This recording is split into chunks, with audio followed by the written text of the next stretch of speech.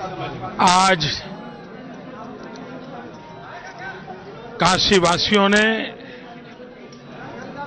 जो मुझे प्यार दिया है, मैं इसके लिए बहुत ही अभिभूत हूं। मैं इस धरती को प्रणाम करता हूं, यहां की परंपरा को प्रणाम करता हूं।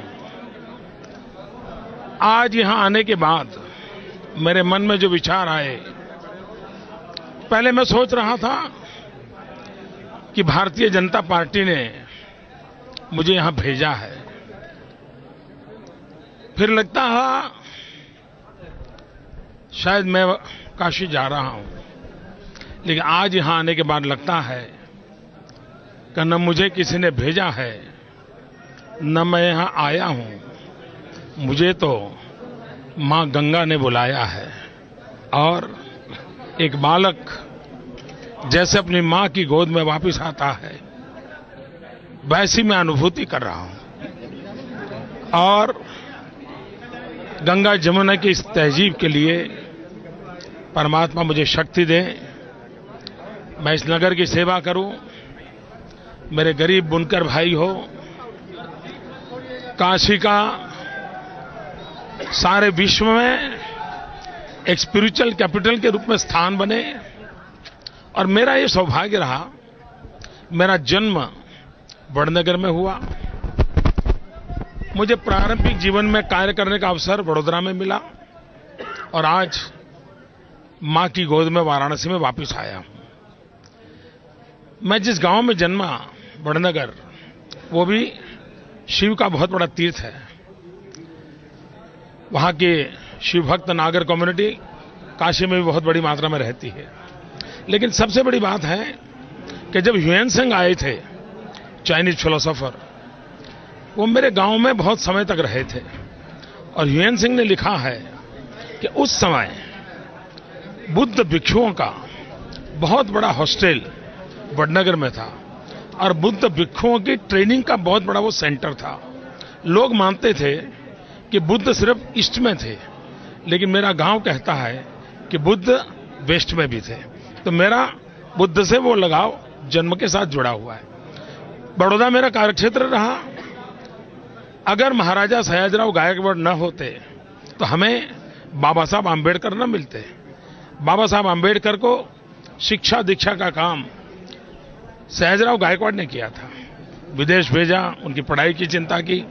उस भूमि में मुझे कार्य करने का सौभाग्य मिला। और आज जहां पर भगवान बुद्ध ने संदेश दिया था, वो वाराणसी सारनाथ की धरती, यही भोले बाबा की धरती, यही संकट मोचन की सारी शक्तियां जहां अपरंपार है, वो भूमि, उस भूमि की सेवा करने का मुझे सौभाग्य मिला है। और मेरा मन कहता है मैं आया नहीं हूं, मुझे भेजा भी नहीं है, मां गंगा ने बुलाया है। और गंगा मुझे आशीर्वाद दे। और मैं कह सकता हूं जैसे महात्मा गांधी साबरमती तट के साथ जुड़ गए और साबरमती के संत की पहचान हुई, उस साबरमती को ठीक करने का सौभाग्य मुझे मिला था। और आज भी अगर आप इंटरनेट पे साबरमती फ्रंट को, उस पूरे को देखोगे तो आपको अचरज होगा कि कैसा काम किया जा सकता है। ईश्वर मुझे दे शक्ति, मां गंगा मुझे शक्ति दे कि मैं उससे भी बढ़ करके सारे विश्व में मेरी मां गंगा का, मेरे इस काशी का जय जयकार हो, ऐसा कुछ करूं। बहुत बहुत धन्यवाद। देखिए, मैं मानता हूं टेक्नोलॉजी अपग्रेडेशन करना होगा, ब्रांडिंग करना होगा। और आज दुनिया में एक बहुत बड़ा होलिस्टिक हेल्थ केयर का अप्रोच चला है, और इसलिए इस प्रकार के कपड़ों की दुनिया में बहुत बड़ी मांग है। लेकिन हमने ग्लोबल मार्केटिंग नहीं किया। अगर ये हम करते हैं, मैं समझता हूं, मैं एक छोटा उदाहरण दूं।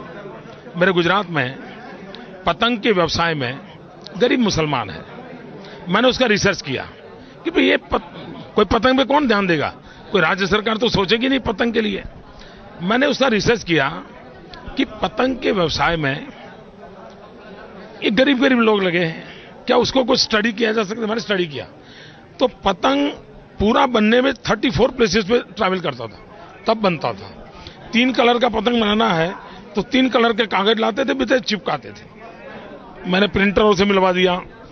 मैंने पतंग पर एडवर्टाइजिंग का पूरा मिशन शुरू किया।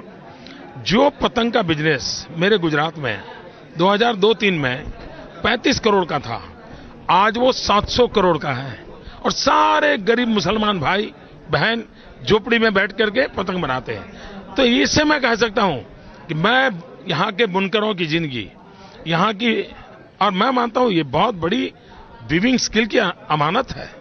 उसके लिए technology upgradation, branding, marketing, designing, ये सारे सपोर्ट बेस अगर खड़े हो जाए, मैं नहीं मानता हूं कि मेरा काशी का बुनकर चाइना से मुकाबला न कर सके। सर, आपने एक इंटरव्यू में कहा था कि बनारस जाऊंगा तो वहां के मुसलमानों से मुझे रूबरू होगा तो प्यार होगा। कैसे रूबरू? अब थोड़ा आप तलाश कीजिए। Thank you.